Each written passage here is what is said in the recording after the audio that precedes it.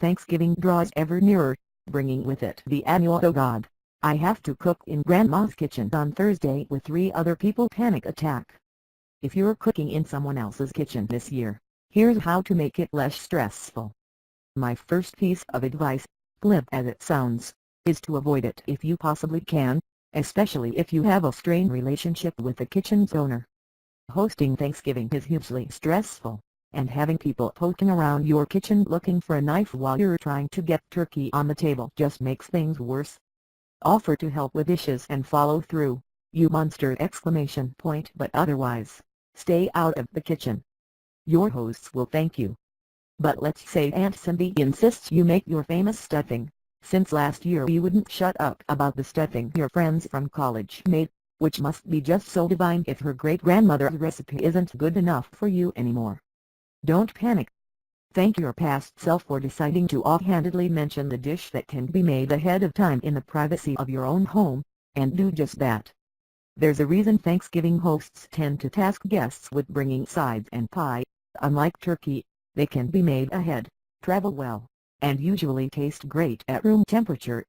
If you must contribute a dish, choose something that ticks all of those boxes and bring it fully assembled, preferably in a dish you can stand to never see again. Sometimes, though, you can't wriggle out of prepping a meal in an unfamiliar kitchen. If this is the case for you, here's what you can do to make everyone's lives easier. Ask the host when they want you to arrive, and be on time. Mild lateness is one thing. Like house shows, Thanksgivings run at least an hour behind, but do not arrive early unless you're explicitly asked to at the last minute. Do 100% of the prep at home. This includes chopping onions, mincing garlic, and measuring out your baking ingredients. Put everything in Ziploc bags or soup containers and bring them with you, like a mobile mice and place. Bring your own knife and a steel or sharpener. Adapting a recipe to fit whatever cooking vessels you find isn't too bad, but never rely on your host to provide you with a sharp chef's knife unless they've confirmed otherwise. If your hosts are known to use dull knives, you can offer to run them through the cut sharp and be the hero of the day. Communicate.